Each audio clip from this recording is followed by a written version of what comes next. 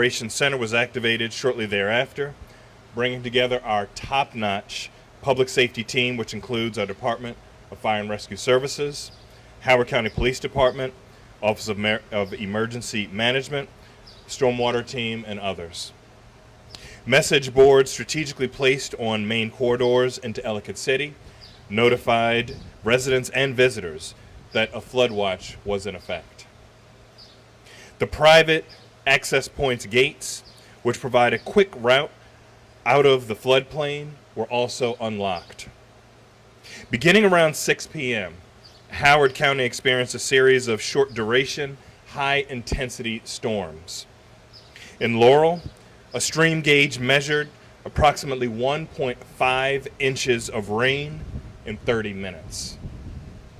In Centennial Park, there was approximately 2.5 inches of rainfall in about 2 hours. In Ellicott City, there was approximately 2.3 inches of rainfall in just over 2 hours, with the majority of that rain taking place in approximately 1 hour alone. Between 8:45 and 9 p.m., historic Ellicott City saw more than 1.25 inches of rain, while over an inch of rain fell in Columbia. The rate of rainfall was very similar to the rate we experienced at some points during the 2018 flood, when the town saw 1.44 inches of rain in approximately 15 minutes. At 9 p.m., a flash flood warning was issued by the National Weather Service, and the Ellicott City Outdoor Tone Alert System was activated. At that time, our Howard County Police Department cleared and closed Main Street to traffic. Water on Main Street reached about curb height at the lower end of Main Street at the height of the storm. That's about 6 inches of moving water. At this time, there has been minimal property damage reported on Main Street and no injuries. I'd like to take a moment to thank Mr. Ron Peters.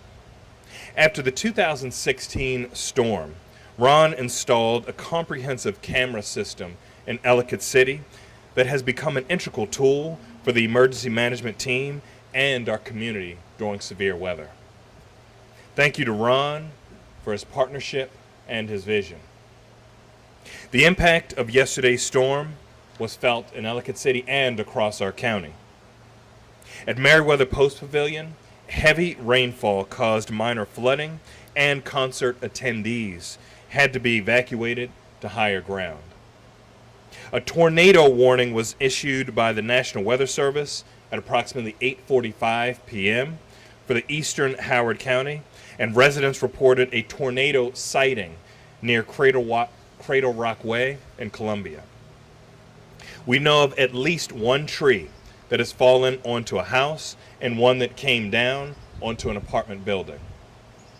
Nearly 30 roads were impacted by flooding or downed trees, and as many as 3,000 BGE customers were without power.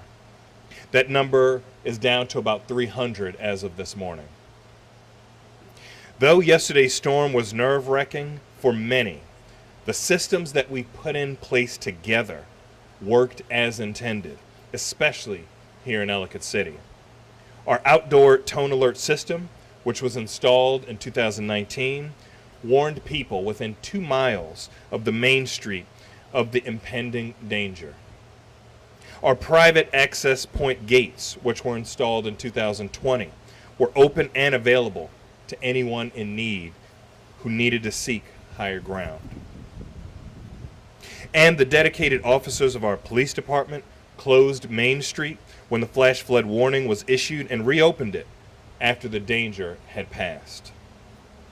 Yesterday's weather has triggered our enhanced stream cleaning program, and our crews will be out here within 3 business days to inspect the stream channels and begin removing debris.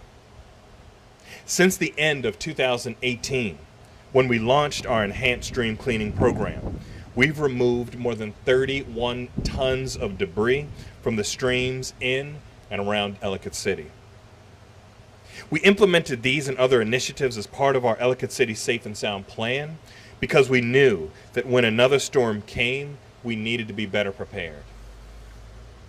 In addition to these initiatives, we continue to work every day to advance the projects included in our flood mitigation plan, including the H7 and Quaker Mill ponds, which are currently under construction.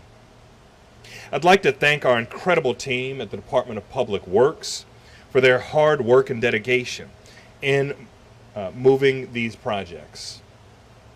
Just 2 weeks ago, we announced that the county secured a $75 million loan through the Environmental Protection Agency's WIFIA program. This critical investment will largely support the extended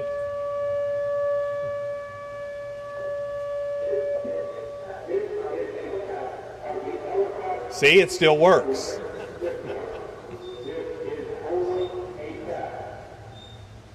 We're always planning and preparing, as you can see. The critical investment of the WIFIA loan will largely support the Extended North Tunnel project that, once complete, will carry more than 26,000 gallons of water away from the homes and businesses in Ellicott City and into the Patapsco River. The reason we invest so heavily in Ellicott City, aside from the fact that it's our county's second largest economic driver, is the people who live here, who work here, who visit here. This community is incredibly special, and they deserve to know that we take their safety and their livelihood seriously. I'd like to thank our community for everything they do to keep themselves and others safe. After the recent major floods of 2011, 2016, and 2018, we are proud of the progress that we've made and will continue to work with a sense of urgency every day until our projects are complete and our plan is done and our town is safer. Thank you. Are there any questions? Any concerns about the way the situation at Merriweather Post was handled last night? A lot of fans were angry. They kind of left to their cars. They were told to come on back in, and then they ended up canceling it, heading out into some roads that were flooded with overflow. Question was any concerns about how the situation was handled, the flooding at Merriweather Post Pavilion. I think these sorts of incidences are something that often catches people off guard.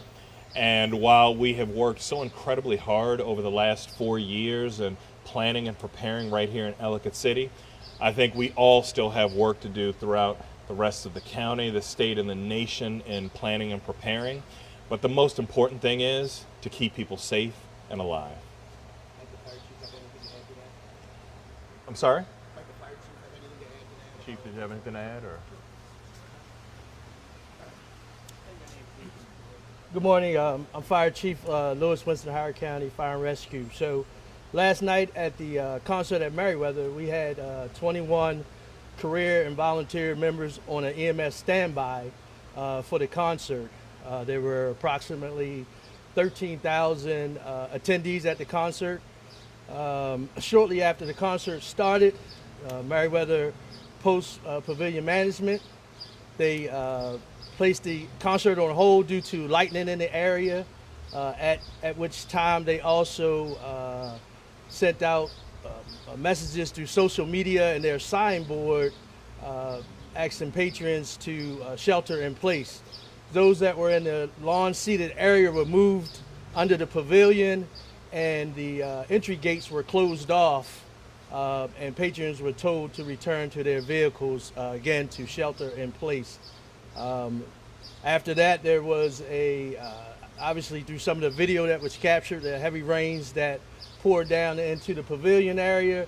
Our crews were able to quickly get over there and assess that area and determine there was no imminent danger to the patrons that were under the pavilion at that time.